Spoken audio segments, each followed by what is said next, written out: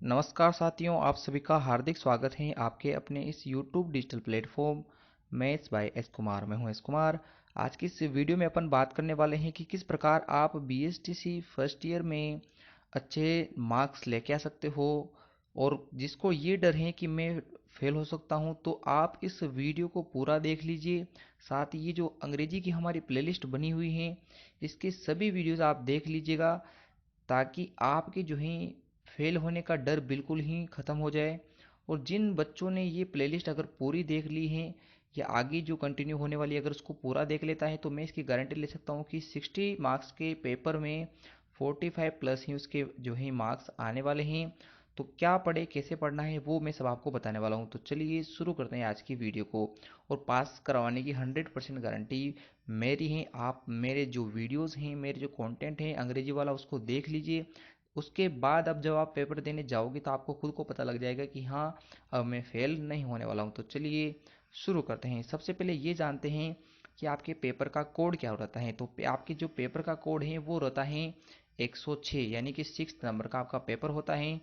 Total 60 marks का paper है और 3 आवर्स आप पूरे पेपर को 3 आवर्स में करना पड़ता है आपको। इसके बाद अपन बात करते हैं कि पेपर में टोटल कितने क्वेश्चन हैं और कौन से क्वेश्चन कितने कितने नंबर के होते हैं। सबसे पहले आपको याद रखना है कि 1 से लेकर 4 तक के जो क्वेश्चन हैं वो मल्टीपल चॉइस टाइप के क्वेश्चन हैं, यानी कि यहाँ आपको MCQs मिलेंगे जिनके 4 ऑप्शन होते हैं। और इसके अलावा ये जो प्रश्न हैं वो प्रत्येक प्रश्न एक एक नंबर का है, यानी 4 प्रश्न शुरू के 4 नंबर के हैं। उसके बाद 5 से लेकर 14 तक के जो क्वेश्चन हैं वो वेरी शॉर्ट आंसर टाइप वाले प्रश्न हैं, जो 2 2 नंबर के हैं। और इनकी वर्ड लिमिट 30 वर्ड्स हैं, यानी कि 30 शब्द इनमें आपको लिखने हैं। और प्रत्येक क्वेश्चन 2 2 नंबर का है। उसके बाद 15 से लेकर 18 तक के जो क्वेश्चन हैं वो शॉर्ट आंसर टाइप क्वेश्चन हैं, यानी कि इसको अपन लघुतरात्मक प्रश्न बोलते हैं, जिनकी शब्द सीमा 80 से 100 शब्द होती हैं। और ये 3 3 नंबर के प्रश्न होते हैं। 80 से 100 शब्दों में आपको 8 से 10 लाइनें लिखनी होती हैं। उसके बाद अपन बात करते हैं कि 18 से लेकर 19 से लेकर जो 22 तक के क्वेश्चन हैं वो 3 या 4 बड़े क्वेश्चन आने वाले हैं, 6 6 नंबर के। और इनकी वर्ड लिमिट आपके 200 शब्द होने वाली हैं। 200 शब्द का मतलब है 150 से लेकर 200 शब्द के बीच में इसकी वर्ड लिमिट होती हैं। अब अपन बात करते हैं कि क्वेश्चन किस प्रकार से दिखाई देते हैं। दोस्तों, MCQs 1 से लेकर 4 तक के जो आते हैं वो आपके जो है तर्क संगतता पे डिपेंड करता है, यानी कि जितना आप लॉजिकल सोच पाते हो उसी पे डिपेंड करता है ये क्वेश्चन आंसर। जैसे कि यहाँ दिया हुआ है कि 2 पर्सन्स आर एसेंशियल इन, 2 व्यक्ति किसके अंदर बिजी रहते हैं, किसके अंदर संलग्न रहते हैं, किस में जुड़े हुए रहते हैं। तो नोटिस मेकिंग तो कोई भी एक आदमी कर लेता है, या पोस्टर तो कोई भी एक आदमी बना सकता है। नन ऑफ द अबव, या इसका आंसर हो ही नहीं सकता। तो यहाँ ऑप्शन क्या बचा है, मैसेज। और मैसेज के अंदर ही आप जानते हो कि एक तो होता है मैसेज को सेंड करने वाला और एक होता है मैसेज को रिसीव करने वाला, यानी कि 2 आदमी इसमें चाहिए कम से कम। तो इसका आंसर क्या हो जाएगा आपके मैसेज जो है, इसको इसके लिए 2 आदमियों की आवश्यकता होती है। उसके बाद यहाँ आपके सामने क्वेश्चन है कि which of the following can be called a global language. निम्न में से किसे जो है ग्लोबल लैंग्वेज, विश्व स्तरीय भाषा कहा जाता है। चूँकि ये अंग्रेजी का पेपर है और अंग्रेजी ही एक ऐसी लैंग्वेज है जो पूरे वर्ल्ड के अंदर फैली हुई है, सब जगह बोली जाती है, इसलिए इसका आंसर क्या हो जाएगा, English is a global language.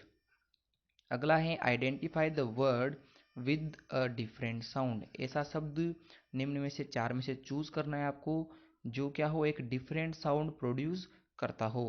तो आप बोल के देख लीजिए, आपको पता लग जाएगा। जैसे पहला है क्लास, दूसरा है क्लॉक, चौथा है आपके क्लाइंट। ये सभी जो हैं क से शुरू हो रहे हैं। इसके बाद सी वाला जो ऑप्शन है ये सेल कहलाएगा, ये जो आपके स से शुरू हो रहा है, तो ये आपका एक डिफरेंट साउंड हो जाता है।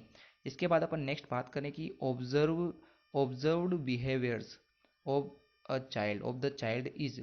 जब अपन किसी चाइल्ड का बिहेवियर को ऑब्जर्व करते हैं तो निम्न में से जो 4 ऑप्शन है इनमें से वो क्या कहलाता है। तो मैंने आपको बताया था CCE के अंदर की CCE का एक टूल्स होता है जिसके अंदर छात्र के बिहेवियर को, पास्ट बिहेवियर को ऑब्जर्व किया जाता है, उसी को अपन एनेक्डोटल रिकॉर्ड्स कहते हैं। तो ये इसका सही आंसर हो जाएगा।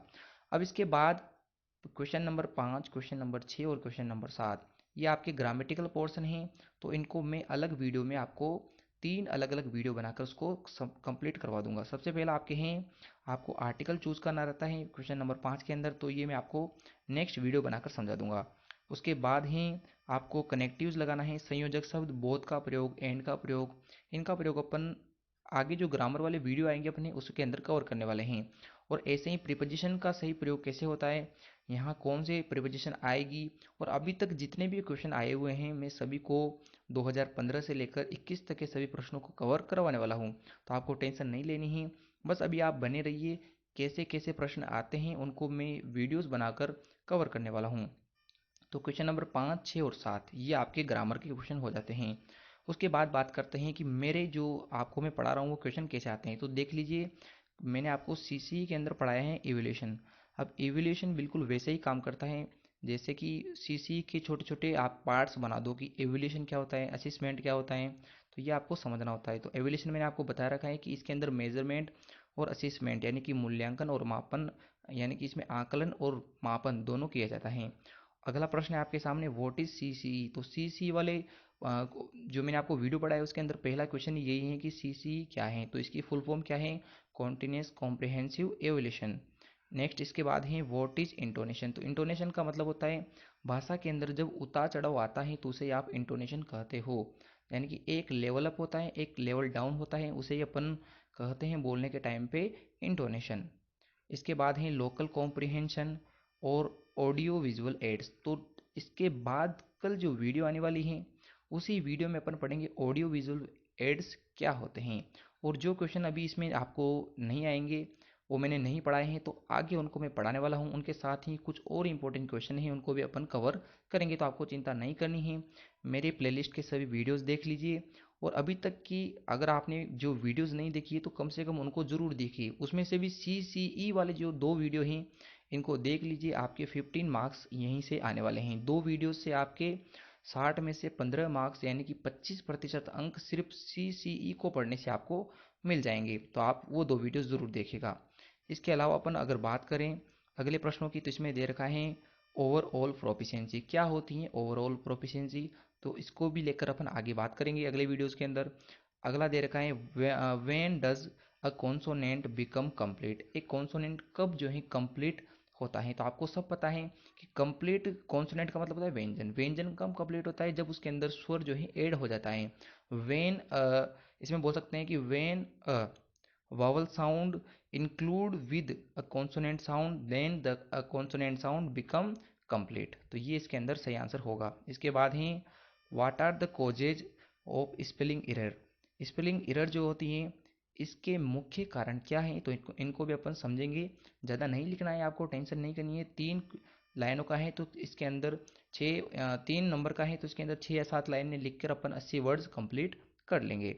इसके बाद है NCF 2005 क्या है और इसको अंग्रेजी के अंदर कैसे यूज़ किया जाता है, इसको भी अपन अगले वीडियो के अंदर समझेंगे, जिसमें अपन पढ़ेंगे ऑडियो विजुअल एड्स और उसी के साथ अपन समझ लेंगे NCF 2005 को भी।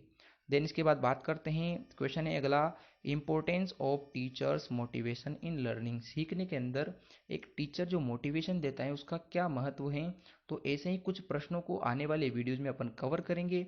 आपको वही बात मैं इस बार भी वही बोलूँगा कि आपको प्लेलिस्ट देखनी है, वीडियो के साथ बने रहिए, आपका एक भी प्रश्न बाहर नहीं जाएगा। और इसके बाद अपन बात करते हैं अगले प्रश्नों की। तो अगले प्रश्न कैसे आता है, आपसे पूछ रहा है importance of mother tongue in teaching of English. अंग्रेजी को पढ़ाने के लिए मदर टंग मातृभाषा किस प्रकार से सहायक है, किस प्रकार से महत्वपूर्ण है, तो इसको भी अपन आगे देखने वाले हैं। अभी तक अपन ने 4 वीडियो बनाई हैं, 4 वीडियो में अपन ने छोटे छोटे प्रश्न और उसके अलावा CCE को कंप्लीट कर लिया है। तो CCE के 15 नंबर मैं आपको बताने वाला हूँ। अब CCE का एक प्रश्न तो MCQs में निकल चुका है, उसके बाद अब यहाँ आएंगे आपसे एक एवोल्यूशन का निकल चुका है, 2 प्रश्न हो गए जो 3 नंबर के आपके कंप्लीट हैं और 2 बड़े प्रश्न आपको देखने को अब मिलेंगे। इसके बाद अगला एक पैराग्राफ आपसे पूछेगा, तो ग्रामर का पार्ट है, आप बचपन से लिखते आ रहे हो पैराग्राफ को। जैसे माई स्कूल का हो गया, माई बेस्ट टीचर का हो गया। इसी तरह यहाँ एक क्वेश्चन है, if I were the principle of school. एक स्कूल का अगर मैं प्रिंसिपल होता तो क्या होता, तो उसी के ऊपर आपको निबंध लिखना है, वो 6 नंबर का है। या अगर आप निबंध नहीं लिखते हो तो आपको लिखना है कि लेसन प्लानिंग क्या होती है। और एक लेसन अच्छा लेसन प्लान है, गुड लेसन प्लान है, तो उसके जो मुख्य मुख्य भाग हैं वो क्या क्या होते हैं, तो मैं उसको भी आपको एक वीडियो अपन बनाएंगे लेसन प्लान के ऊपर, तो उसमें समझेंगे कि लेसन प्लान के कैरेक्टरिस्टिक्स क्या होते हैं। इसके बाद ये जो दो क्वेश्चन है बड़े बड़े 20 और 21 वाला, ये मैंने आपको अभी पढ़ा दिया है। इसके अंदर पूछ रहा है आपसे व्हाट इज सीसी, जो आपसे उस उधर भी पूछा था। Describe the tools of techniques of CC, tools and techniques of CC पूछ रहा है, यानी कि सीसी की टेक्निक्स क्या हैं और सीसी के टूल्स क्या हैं। तो इसको अगर आप लिख देते हो, सीसी का जो पार्ट नंबर 2 मैंने आपको पढ़ा है वो आपको इधर इसके लिए देखना है, तो ये 6 नंबर आपको वहीं से मिल जाएंगे। इसके बाद आपसे पूछ रहा है कि सिलेबस क्या होता है, सिलेबस किसे कहा जाता है, और what are the guidelines for developing the syllabus, syllabus को डेवलप करने के लिए गाइडलाइन कौन जारी करता है। तो ये दोस्तों आपको इनडायरेक्टली बताया गया है, परंतु ये प्रश्न जो है आपके एनसीएफ का है। किसका है, एनसीएफ का, क्योंकि एनसीएफ जो है आपके वो आपके सिलेबस को तैयार करने के लिए काम में आता है। तो अपन एनसीएफ जब पढ़ेंगे तो उसी में मैं आपको बता दूंगा कि अगर बड़ा प्रश्न एनसीएफ में से आता है तो आप वहाँ क्या लिख के आओगे। आगे बढ़ते हैं आज के अंतिम दो क्वेश्चनों की ओर, जिसमें आपको दिया दिया गया है कि आपको एक डिज़ाइन करनी है activity to teach basic punctuation. ऐसे क्वेश्चन जैसे क्वेश्चन मार्क होते हैं, क्वेश्चन मार्क हो गया, कोमा हो गया, इनका सही यूज कैसे होता है इनको अपन समझेंगे। इसके अलावा अगर आप वो क्वेश्चन नहीं करते हो तो आपको बताना होता है कि current position of English in India, वर्तमान के अंदर अंग्रेजी की क्या स्थिति है भारत के अंदर, आपको ये बताना है। या फिर आप ये बता सकते हो कि फंक्शंस ऑफ अ लैंग्वेज क्या होता है, एक लैंग्वेज के कौन कौन से फंक्शन होते हैं, लैंग्वेज के मुख्य कार्य कौन कौन से हैं, इसको आपको समझाना है। तो ये सभी क्वेश्चन जो इसमें आपको देखने को नहीं मिल रहे हैं वो अपन बाद में समझने वाले हैं। और आज का हमारा लास्ट प्रश्न है, define the word motivation, motivation का मतलब होता है प्रेरणा। अभी प्रेरणा किसे कहते हैं, वाई इट इज़ इम्पोर्टेंट, ये क्यों महत्वपूर्ण है, for a teacher in teaching English, अंग्रेजी को पढ़ाने के लिए एक टीचर के लिए मोटिवेशन क्यों ज़रूरी है, इस मोटिवेशन का फ़ायदा क्या होता है। तो आपके अंग्रेजी जो है दोस्तों 50 क्वेश्चन के ऊपर डिपेंड करती हैं। वो 50 क्वेश्चन में आपको 5 वीडियो बने चाहे 10 वीडियो बने, उनको पूरा कवर करके एक भी प्रश्न आपको बाहर नहीं जाने दिया जाएगा। बस आपको प्लेलिस्ट पूरी देखनी है। और ये जो प्रश्न है, अगला प्रश्न भी बिल्कुल सेम टू सेम है कि एवोल्यूशन क्या होता है, मैंने आपको पढ़ाया है सीसीई के अंदर। और उसके बाद आपको डिस्क्राइब करना है details of continuous and comprehensive evolution, यानी सीसीई क्या है एवोल्यूशन के अंदर, तो वही आपको मैंने बता दिया है। अब ये जो क्वेश्चन है नीचे वाला, ये पार्ट 1 वाला क्वेश्चन है, सीसीई के जितने भी पार्ट हैं सभी लिखना है। और जो ऊपर वाला प्रश्न आया था अभी वो आपके सीसीई के पार्ट 2 से रिलेटेड था। तो दोनों क्वेश्चन 6-6 नंबर के हर साल आते हैं। तो 12 नंबर की तो दो बड़े प्रश्न सीसीई के यहाँ से आ जाते हैं। और उसके अलावा 2-2 नंबर के 3-3 नंबर के क्वेश्चन भी आपसे सीसीई के पूछ लेता है, यानी कि सीसीई जो आपके हैं वो 15 से ऊपर ज़्यादा नंबर वाली ही यूनिट हैं। उसके बाद एनसीएफ पढ़ना है, बेसिक स्किल्स पढ़नी है, और इसके अलावा 20 इंपॉर्टेंट क्वेश्चन मैं आपको बताने वाला हूँ।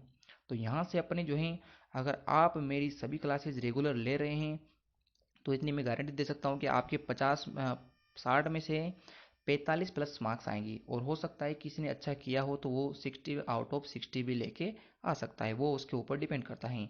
तो दोस्तों मैं इसी उम्मीद के साथ ये वीडियो यहीं रोकता हूँ कि आपको समझ में आया होगा। समझने की बात बिल्कुल यही है कि कुछ भी करके आपको पास होना है, और पास होने के लिए आपको करना क्या है, प्लेलिस्ट के साथ बने रहिए, कंटेंट अच्छा है, और कल वाला वीडियो सबसे इम्पोर्टेंट होने वाला है आपके लिए। धन्यवाद दोस्तों।